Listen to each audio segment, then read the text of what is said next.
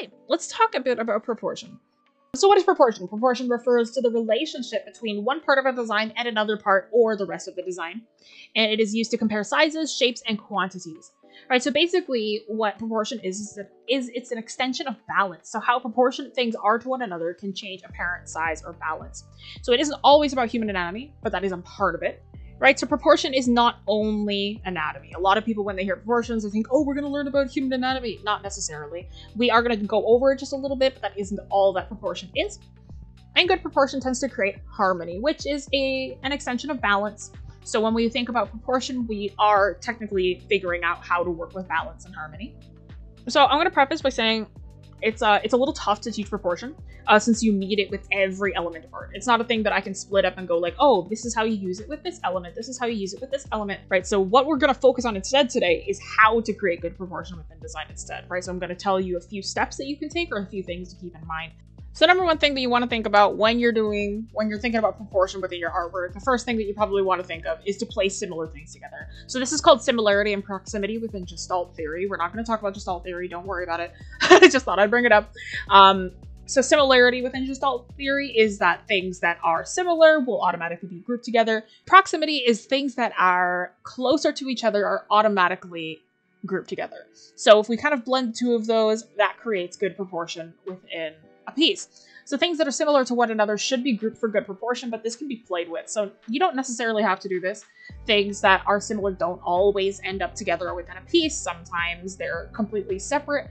If you do something like that, then usually they follow something like compositional techniques, like the rule of thirds, the golden spiral, something like that. So this is the mosaic of Theodora from 547.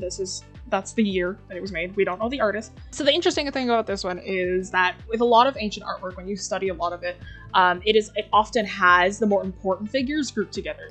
So obviously, if we look at this one, the mosaic of Theodora, right? She is the most important figure in the piece.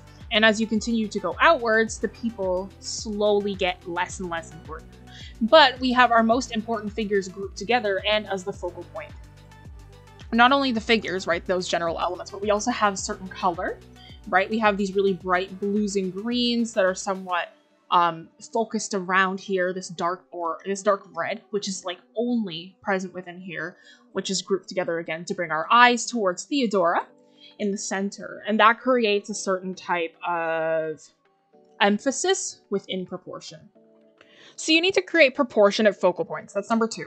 So if all sections of a design are equal, it becomes monotonous or very, very boring really quickly. If you think of a checkerboard, it's pleasing, it's satisfying, but as an art piece, it gets really boring because it's the exact same square over and over with the exact same ratio and the exact, focal points should take up less space compared to what surrounds them. When you have a focal point, notice that usually it takes up a lot less space compared to what's surrounding it. Most of the time when you have a focal point, the focal point will be a smaller area because that smaller area will be somewhere where our eyes lead to. It's like, however, if the ratio is too similar or too large, it'll feel unbalanced. So if we have a ratio of, it's like 60-40, right? If it takes up that much from like focal point to background per se, right? If it takes up a very similar amount of space, then it becomes very boring as well. It's like, it feels unbalanced. It feels like it's not a focal point, it's just half the piece. Or if it's too large, if your focal point is way too tiny and everything else is super, super large, then it also feels unbalanced because then you're leaving too much negative space in there.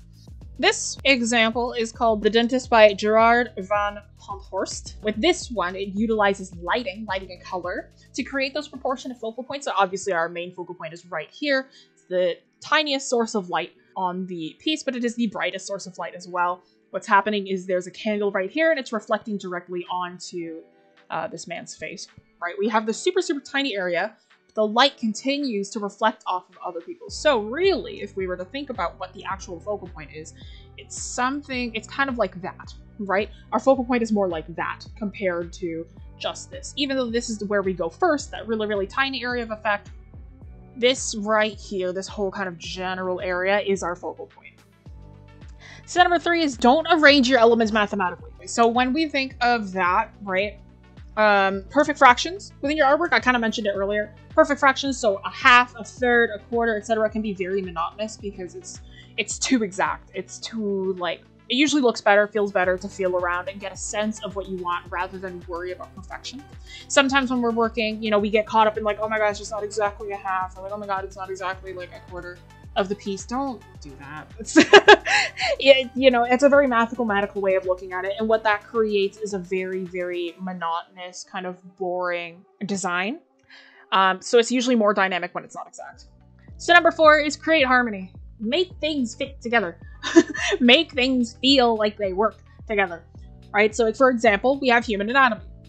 When you draw a person that's more realistic, you can tell when a head is too big on the body. You can tell when a head is too small, right? So it doesn't need to feel realistic. It just needs to work within the style they've been given. So that is called exaggeration. So we're going to compare 2 shows. We're going to compare Adventure Time to Avatar. But they have 2 very, very different art styles. Right? We look at the 2, right? Avatar leans more on the side of realism. Even though it's not realistic, it still leans closer to realism than Adventure Time does. Proportions are all about relativity and set rule sets. So Adventure Time's proportions are correct. They just use different measurements. They use different proportional techniques. Right? However, those measurements are consistent and accurate throughout each character, meaning they're proportional within the style. Right? If we were to take Adventure Time, let's look at the characters, right? So when we look at head heights, right? When we think of heads and measuring people, heads are what we use in terms of relativity, right? So if we took her own head height, right, we kind of multiplied that to see what the whole thing is, right? She's about 5 heads tall. If we took very realistic proportions, that's about how tall a child would be. That's child measurements. However, her as a young adult or a mid-teenager, but it works within this proportional style because it repeats itself within other characters. Finn is a bit younger. His head height is about 4 to 4.5 heads. So he's a little bit younger than Princess Bubblegum, so that makes sense. She sees approximately about 5.5 heads. Same as Adventure Time. However, Katara's a child, right? That's a little bit more realistic in terms of realistic anatomy. Children are usually about 5.5-ish heads depending on how old they are. Depending on where it lands on this scale, right? Let's say that it's a slightly more realistic style. Let's say it's over here.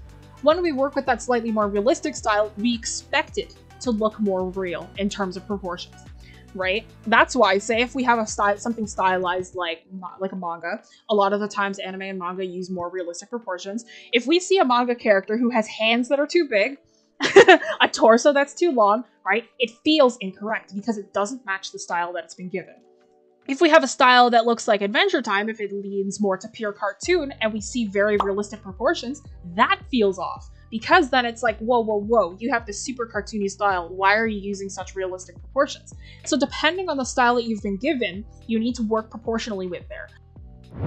When we're working with proportion, but proportion is also in relativity to backgrounds. We talked pretty heavily with people and color and just general elements, but we haven't really talked about extreme proportion in terms of having or intense epic size, which is something that a lot of concept artists do. So that's mostly what I wanted to do today, to have that really fantastical looking side for streams. So this next piece, we decided on an abandoned valley, which I'm very excited to work with. I'm going to try to work with flat illustration. I want to work with like aerial perspective. I want to work with, you know, all that fun jazz. So I'm kind of thinking of like a giant valley. But the thing with this one is I'm going to be working, I think I'm actually going to work with a lot of layers for this one, because I want to kind of go for a very concept arty kind of vibe. So if you're working with an aerial perspective, you want to make sure that the values between objects slowly become less apparent, a little more subtle, because that creates a nice sort of fading away effect. I think it's really going off into the distance.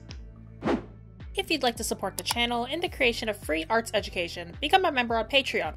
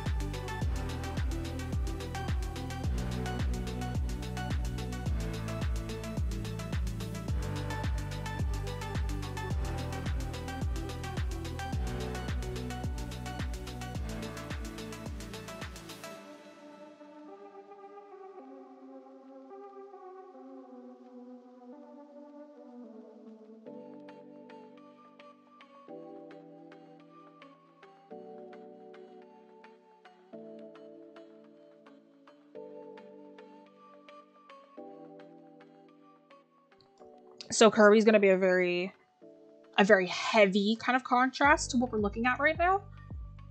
So I'm working on him last just because of that. So Kirby's only going to be about that big. I'm actually going to make him smaller. Kirby's only going to be about that big. So we can get that proportional difference. This is exaggerated, a bit of exaggerated proportion.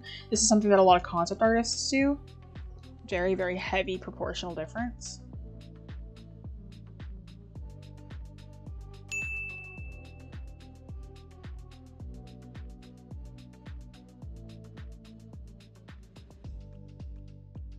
If you liked what you saw, be sure to hit that like button and subscribe so you never miss an upload. Join our art community with the links down below. If you'd like to support the channel and the creation of free arts education, become a member on Patreon for working files, behind-the-scenes posts, and discounts on our class offerings. If you enjoyed this video, here's a couple other videos you can check out next.